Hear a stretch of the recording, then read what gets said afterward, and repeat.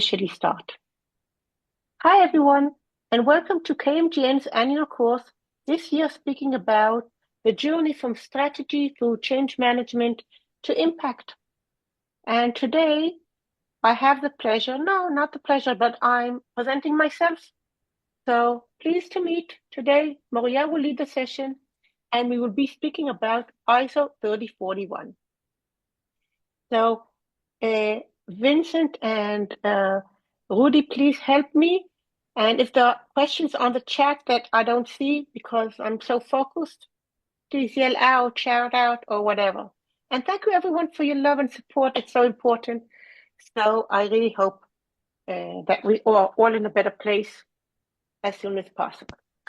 I'm going to speak today about ISO 3041.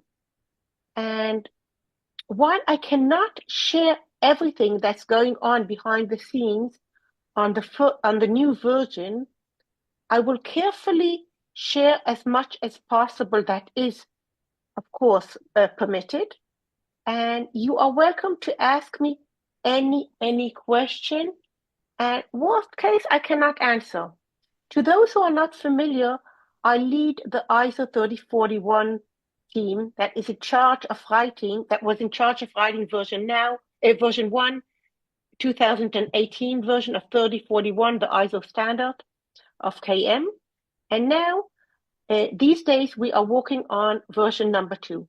Before I go into the lecture and its connection to the strategy, I'll tell you that the status that we are in now is that we have already published a draft.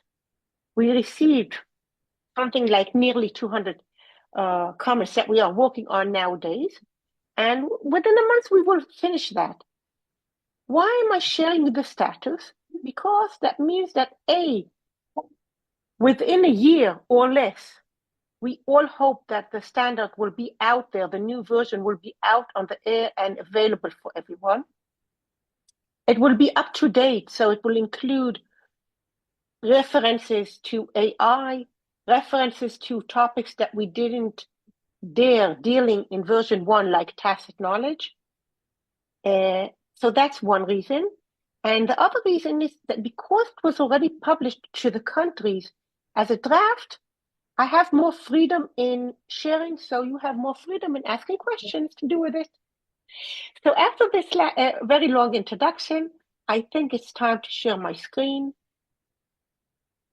And here we go, ISO 3041. And I look at the standard or any standard in any management topic as a compass, as our North Star that leads us through the journey to our KM excellence. So now you understand the relevance to our course today.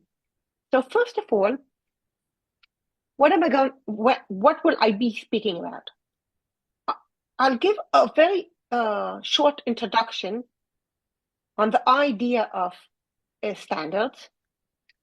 Then I'll speak about the standard, how it helps us in defining the journey, in defining I'll say the envelope, the environment that can help us towards in our journey of KM from strategy to impact. Then I will refer specifically to the chapters that deal with knowledge management and explain how these help us, because we're not only in building and designing a program, but we want it to lead to excellence, to lead to as good as possible, answering all organization needs, business needs, risks, opportunities, etc., as much as we can to have it effective and efficient. So I'll explain how the ISO standard helps doing that. Then I'll give you a bonus. I'll be speaking about some extra advantages, benefits on that we could find in the standard itself and that can be helpful in our journey. So that's the agenda for today, and I think it's time that we start. First of all, what is a management standard? So when we think about standards, we may be thinking about an elevator. that when you go into the elevator and you are cautious, you'll check and look for the signature, the seal, so that you are positive, that you positively know that someone checked the elevator and that it's safe to drive within. So this is a whole family of standards that I call them low level or minimum level standards that deal with safety in products, safety in services, safety in food that we eat. And these we ask ourselves, is the product or the service or anything else safe enough so that I can use it? So what's the idea of a management standard? Which ISO 3041, of course, is a management standard. It's not something like safety. It's not that you don't have the standard. It's not safe to do KM. This family of standards, of management standards, that the first of them was the quality management standard, something like 30 years ago, or even more than that, more than 30, 40 years ago, speak about the high level, defining the standard for excellence in some topic, in some issue, in some discipline. So if we speak about quality management, it's not that I cannot have quality without a standard, but this, A, checks the excellence of my quality systems, and B, enables me to know that I'm doing an excellent job or know my level comparable to other organizations or comparable to what I want to provide my customers that are using my services or my products. So where do we have management standards? We have them in innovation. For innovation, we have them for social, what else? For social, for environmental responsibility. And we have them for a whole bunch of topics today that we are all concerned as to them, that are topics like risk management, knowledge management, information management, and it can go on and on and on. By the way, for HR management, there is not yet a standard, but very soon in the coming month or two, there will be a new standard that will be published. So the management standards are soft standards, and they define the excellence level of organizations that align. However, it's much more trickier to build such a standard, because what is a standard in the first place? A standard is something that we can measure ourselves in comparable to it. So it's not like safety is the elevator, is the string or strong enough, but it is something that is much more sophisticated. So we can go to different organizations with different business needs and yet define with one shared concept and one shared standard, compare them to a level of excellence.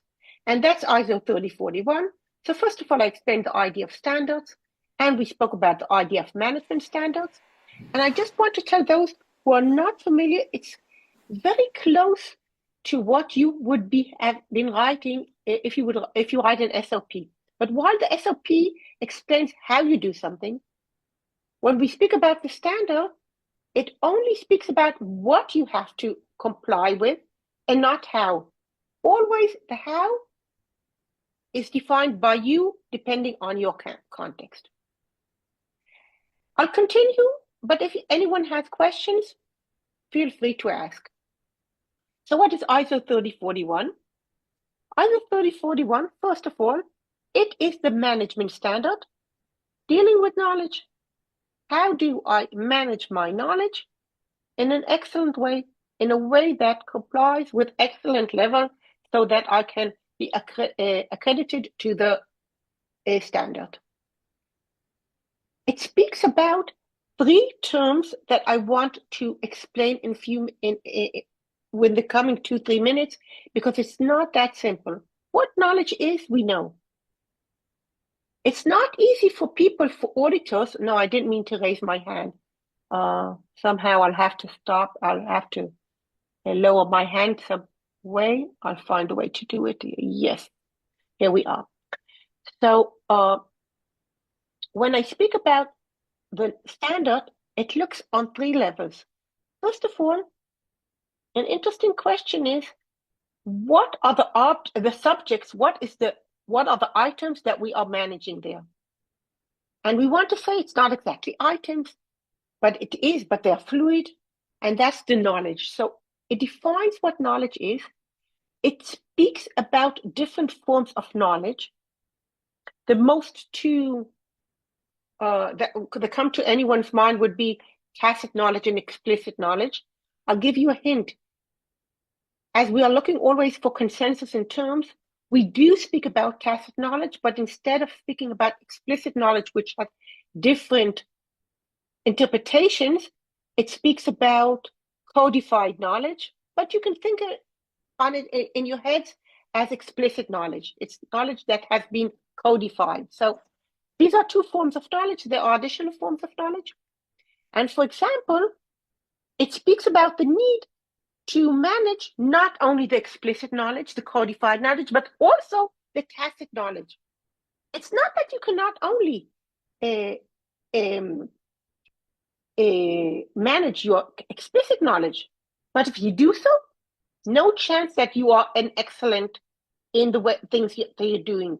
No chance that you deserve to get accredited to or certified to the standard of knowledge management. So first of all, it doesn't speak only about the activities, but it speaks first of all about what knowledge is and what types, what forms, we use the term forms, are we expecting people to manage in the organizations. The second level would be, and these concepts are explained very nicely, I hope so, in the introduction. The next one would be knowledge management, and we all know what knowledge management is. And when we will be speaking about the knowledge management, we will be speaking about activities of sharing, of protecting the knowledge, of distributing the knowledge, of applying the knowledge. Too many times people think about the life cycle in terms of information. Create, update, delete. No, we are not in the field of information. We are in the field of knowledge. We're looking at the meaning of things. So we're speaking about not only acquiring new knowledge from the outside or from inside the organization, so by creating it or by buying it, purchasing it, reading it, but we're speaking also about sharing it and protecting it so that organization can continue working also if people leave. And it's also speaking about applying the knowledge, because it's not like a glass that once I have it, I have it. I have to use it so that I get my value. And the third term, and it's important that you understand it, so when you read the standard, you can really apply, you can really understand the ideas behind. So while you may be thinking that these 3 terms are synonyms, that one time we said knowledge, and one time it's knowledge management, and sometimes knowledge management system, there are very different terms that are related to one another. But as I explained, knowledge is a subject itself.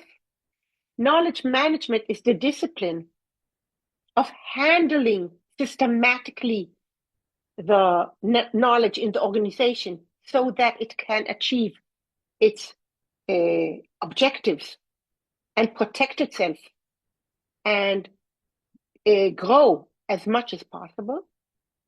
And the third term, knowledge management system, deals with and here I want to be very accurate, deals with all what is required so that it will work. So while people hear the term system and think about IT systems, nice, but that's only part of the story. System is governance, and system is HR, and system is support and resource, and a lot of things that do with having a full system the whole envelope, the whole environment, so that things can work together. Let's call it the envelope. So the KMS is the full system, it's us, the roles of the people, so that, because we know that knowledge management won't happen alone in the organization. So now that we have the introduction, we can ask ourselves, how can it help us? But before we ask this question, I want to introduce I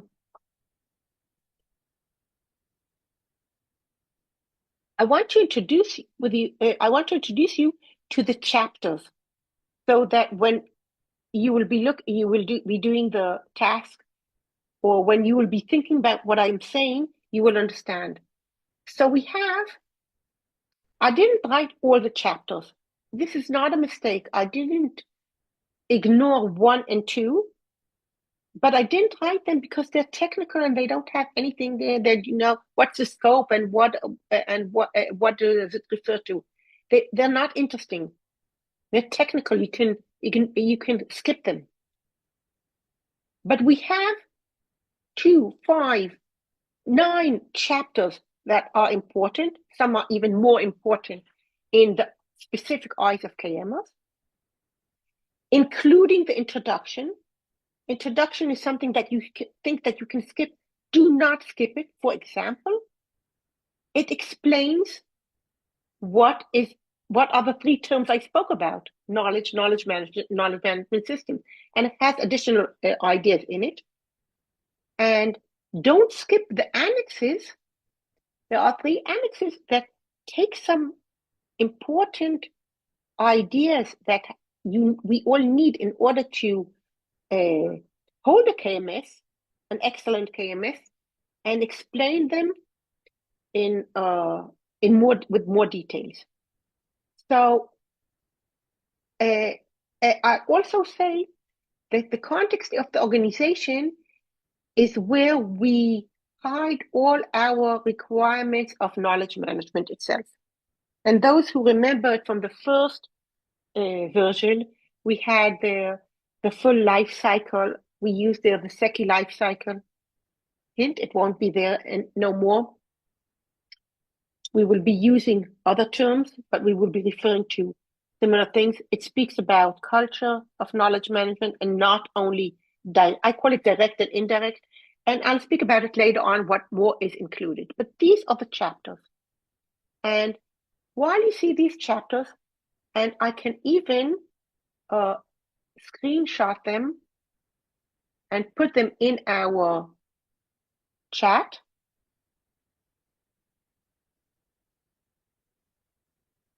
I think that we are now ready to ask ourselves, how can ISO 3041 strengthen a KM strategy that we are now building? So I'll stop the presentation and I'll move to the Miro board. I'll share with you, just a minute. I'll share with you the link of our Miro.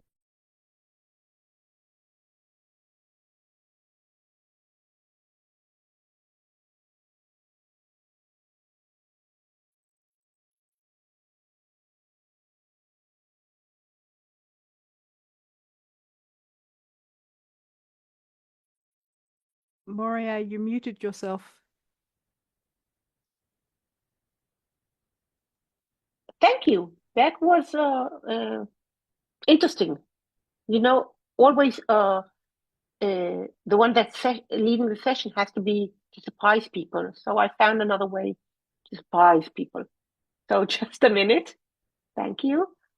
I'll open the rooms so we can start, so we can go on. Open all rooms. Please take 10 minutes or even 8. Have you done the link, Moria, to yes, the it's in Miro? the chat. Yeah. Is it? What is the exercise? Take 10 minutes. I'm moving to the shelter because we have alarms here, and I'll continue with you for.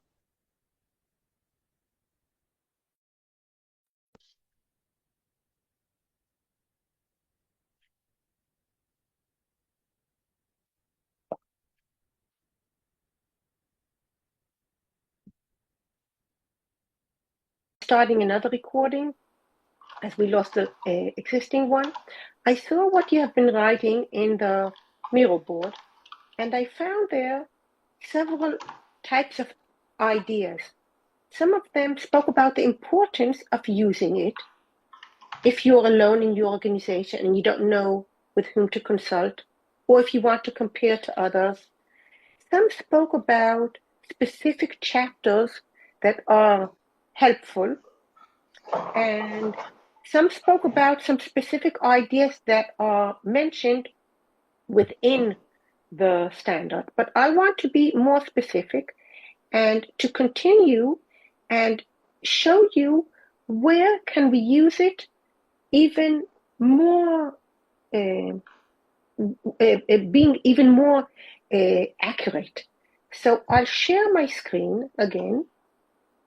Here we go. Can you see my screen now? Yes. Wonderful. So first of all, I spoke about structuring KM strategy to success. And when we look at our journey from strategy to change management to impact, it's a journey, as we are speaking about already for 2 months. And this journey has several stages, but in all of them, please look at the chapters that can be helpful for us.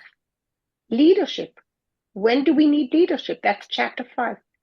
Along the way. When do we need support? Along the way.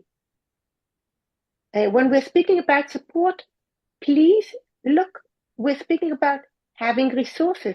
You want to have an excellent KM, you must have resources, people, budget, time, competence. People have to know what they have to do. You can't have a KMer that you don't send him once a year, or I don't know how and what frequency, to learn what is required in knowledge management. You have to work on the awareness of people.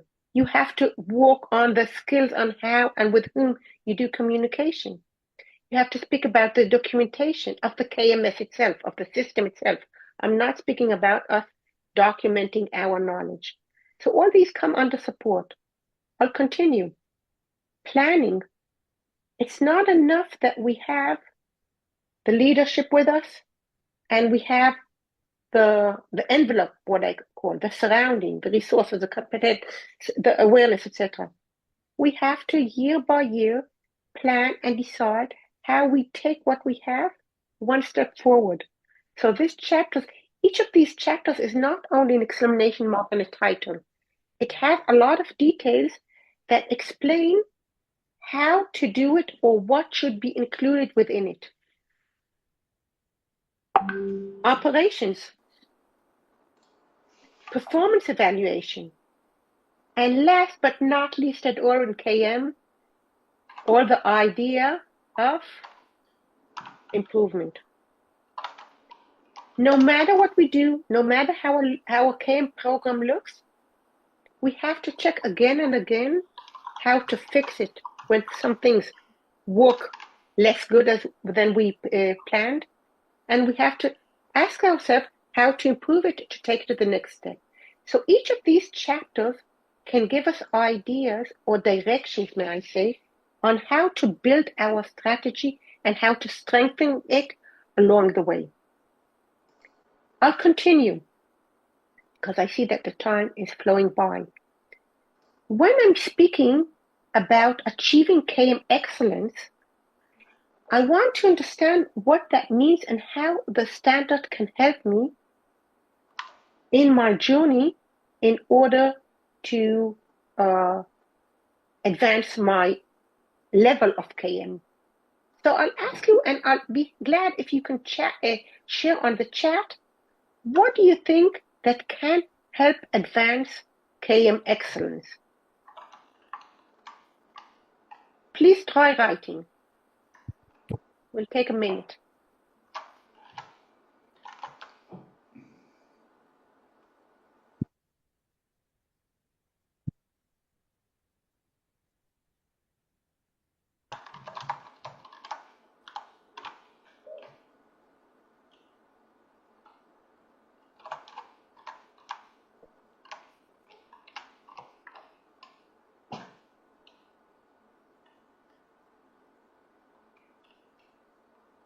Okay. So, wonderful answers. I'll go back. Some people are speaking about benchmarking, about leadership buy-in, walking the talk by the leaders, formal institutionalization capacity building programs, engaging KM initiatives, impact, tangible value, agreement on objective standards, leadership, tangible outcomes, champions, understanding. I think more and more, yes, and identifying clear strategy. I want to show you what we have in the standard itself that can help us, not only by saying that we have a standard, but how can the details within the standard help us in achieving KM excellence? So the first requirement is that we hold both direct activities, direct KM processes, and indirect ones. The names in the standards are processes, the direct ones, like protect the organization's knowledge, or protect the organization's ability to work through its knowledge, or share knowledge in order to do A and B. These are direct processes. However, if we want to achieve KM excellence, that is not enough. Another clause is speaking about the indirect requirements, about holding an environment, nurturing the culture so that people do share. And that is the first tip I can give you to the KM excellence. Don't only focus on your processes, on your KM processes. Look around how you can nurture, how you can build the environment, nurture your culture, so that the sharing grows, so that the people create new knowledge. Because you cannot come with a requirement and say, define new knowledge, create new knowledge, but you can build a culture that strengthens it. So this would be the first thing. The second thing would be you can never look on one angle only. I do work with organizations that say we are on a level that we are only protecting our risk, protecting our organization from knowledge risk, knowledge-based risk. So we are only working on knowledge retention. That is fine. However, if you want to achieve KM excellence, that is not enough. If you want to achieve KM excellence, you can work on something more, but you have to give a full coverage of the protection, of the sharing, of the applying, of the creation of new knowledge, full knowledge life cycle. That doesn't stop here. If we want to achieve KM excellence, our strategy has to cover three main forms of knowledge management: tacit knowledge, codified knowledge, what you may call explicit knowledge. And I explained earlier that in order to be in the consensus, because different schools of thought interpret the term explicit knowledge in different ways, so we use here the term codified. Knowledge is embedded within programs, within people, within computer systems, within AI systems. We should address all of them. It's okay if you address only part. However, if you want to look for KM excellence, you have to have all these.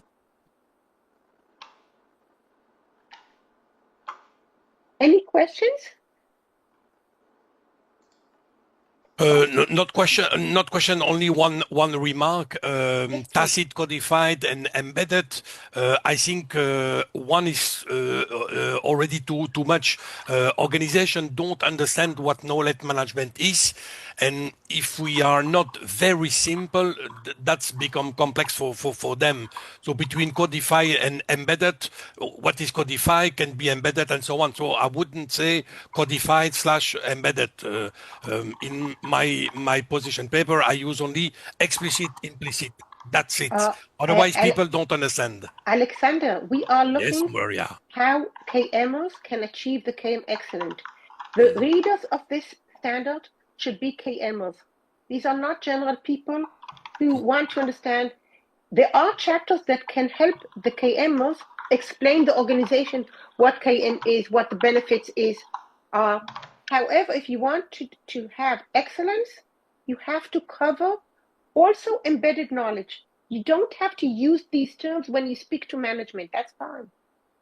However, you have to cover it if you want to reach, to achieve, to aim to be excellent in KM. Use the terms that the organization understands. Fine. I'm with you. However, you, as an expert, I can speak with you in KM language. With them, I speak in simple and in business language. But in the standard, I define for the KM experts how excellent KM should look. I'm continuing. When we're speaking about achieving excellence, we are also speaking about not only what to cover, as I said, different types of knowledge, direct and indirect, but we're also speaking about guiding principles, how we will do it. We spoke about in this strategy last week. For example, when we spoke about Simon Sinek's start with why, and Vadim mentioned it. So we spoke about the why, the who, the what, and the who, how, explaining that the strategic how, not the tactical how, not the work plan, the strategic how of what are our guiding principles is essential to our success in a KM program. Why there is no requirement to do with what would be your guiding principles. When I'm saying you, it can be Alison, Marcus, Martin, Alexander, each one in one. Anyone should build these based on their organization.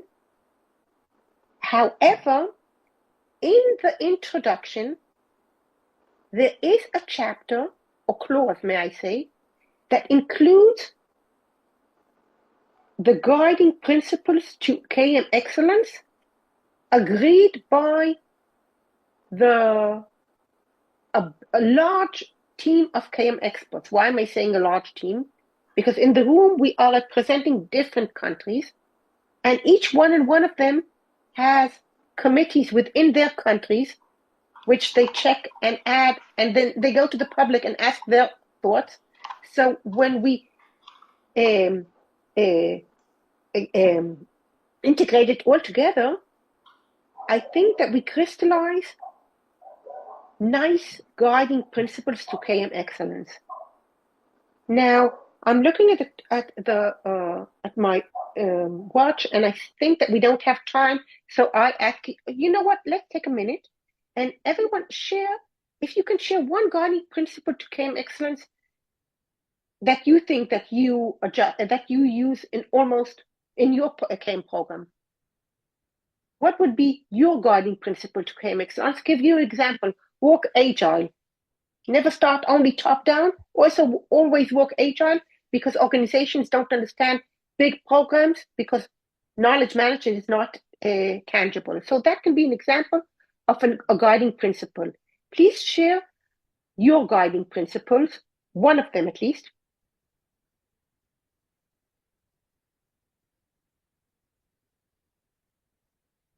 Participation, conversations.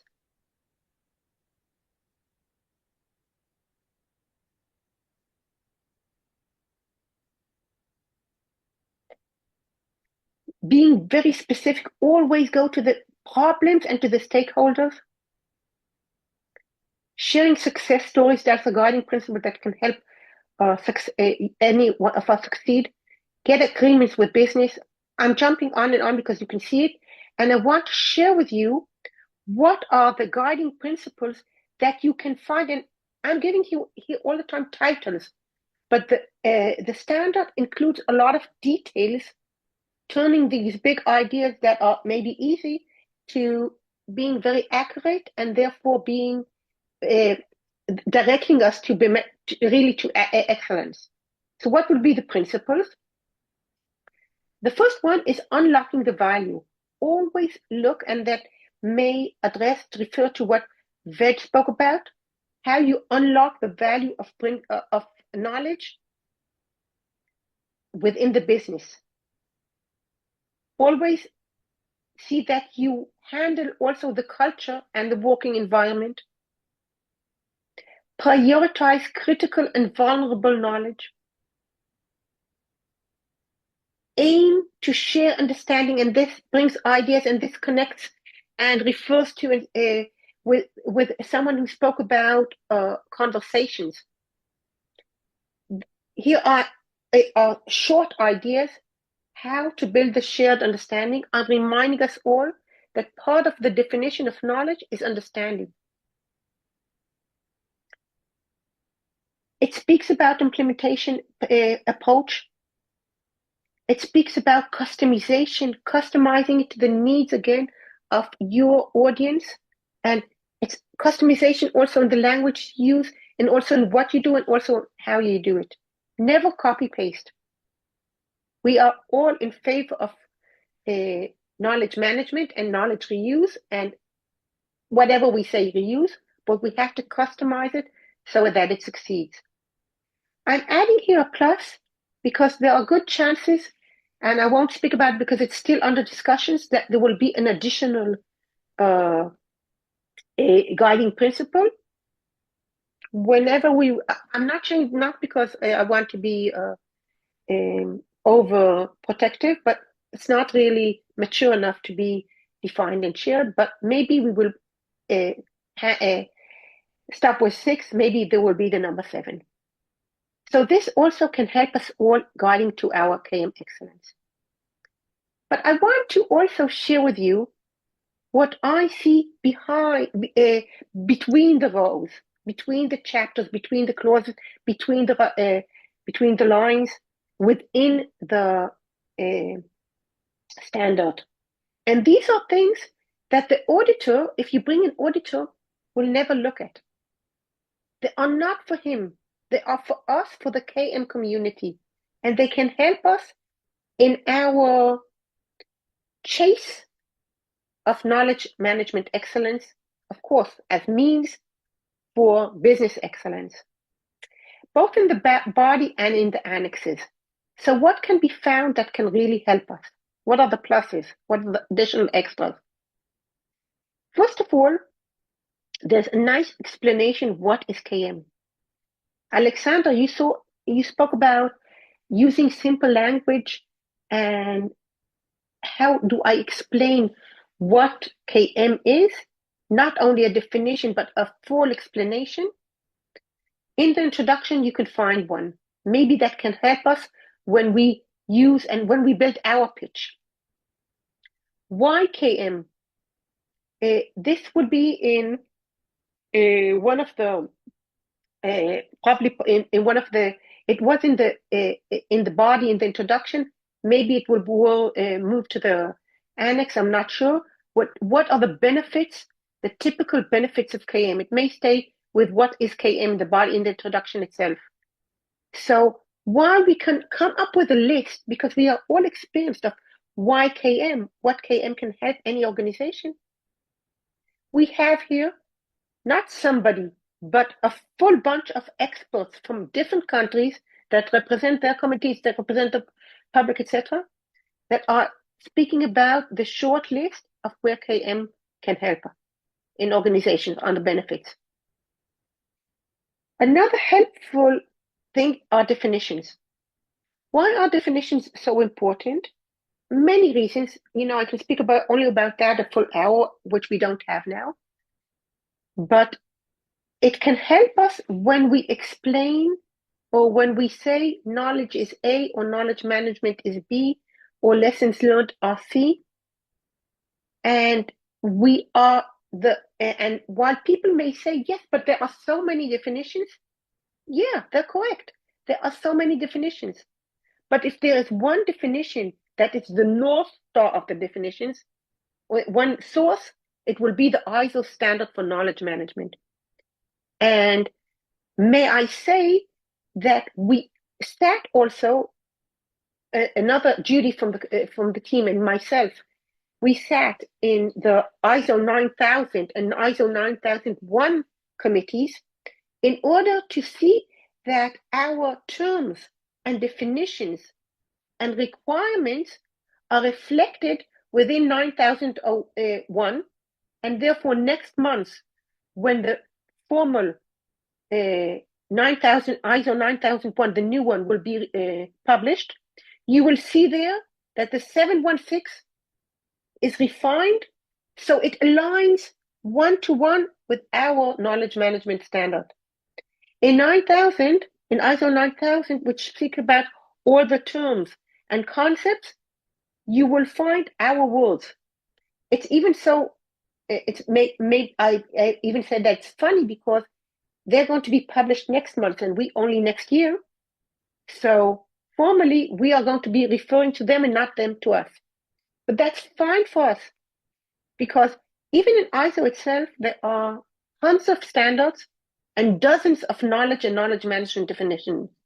And once ISO 9000, 9001, and ISO 3041 come up with one definition to what these things are, it's much more complicated for someone in the organization or in some other place tell you, no, but that's not knowledge. No, but that's not knowledge management. You have a certification, a formal statement saying this is knowledge and this is knowledge management. Just a minute. Okay, let's continue. In the annexes themselves, there's a nice explanation also about the different knowledge forms. So Alexander, you and others don't have to use the words even of tacit knowledge or knowledge expressible or knowledge in people. You will find there examples of the knowledge terms, and we will find there also examples of the knowledge management activities, so that people don't stay with theory, because on one hand, requirements are always theory because every organization has to adjust and customize them to their needs. But there are typical examples so that it will be easier for us to do so. So that will be the knowledge forms. Another very helpful annex that we had in the previous version, but was now rewritten, I would not even say refined, but rewritten, is about the overlapping and what is similar, but what differentiates us from adjacent disciplines. Because too many times people say, oh, that's document management. Or people say, no, that's HR. Or training. What are you speaking when you're saying KM? Oh, you are part of innovation management. So no, we have here we have a one-pager, sort of one-pager for each of the 8 or 10 adjacent disciplines, explaining what they are, where are the similarities, what is there overlapping, and that's okay that there's some overlapping, but what differentiates us from them. And that will help us do our job better within the organization, fulfilling our strategy with less distraction of people saying, no, that's not your job. Last but not least, we are in a new era where people say, yes, you're part of AI, or KMs don't know how to utilize AI best for the organization. So while we are not replacing any of the AI standards or aiming to do so, they mainly speak about what not to do in order to be ethical. We speak mainly about what yes to do, how to implement it to leverage the knowledge of the organization for better business results.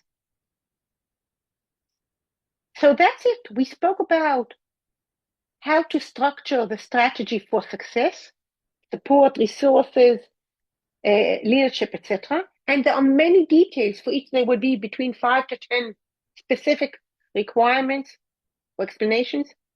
We spoke about what to cover if we want to achieve the highest level, not required always when we start, but if we want to achieve the highest level. And we spoke about the guiding principles, what will help us in order to achieve success, of course, about the extras. I want to end with this important message. I'm calling each one and one of us to start using ISO 3041 today, not tomorrow, not next year, now. You know, it can be a small step in the organization. It could be a strategic leap for KM excellence. And if anyone has questions, I've done it. As an organization, as the leader of the standard, I know each letter. I'm familiar with it. I sleep it. I'm with it 24/7. But as an organization, as I have 25 consultants in my company, we also are accredited to ISO 3041. Before there was 3041, it was to the Israeli relevant SII standard. Since there is 3041, we are certified every year, year after year, to 3041. It's already 11 years in a row. So if anyone has any questions, I'd be glad to help. Thank you.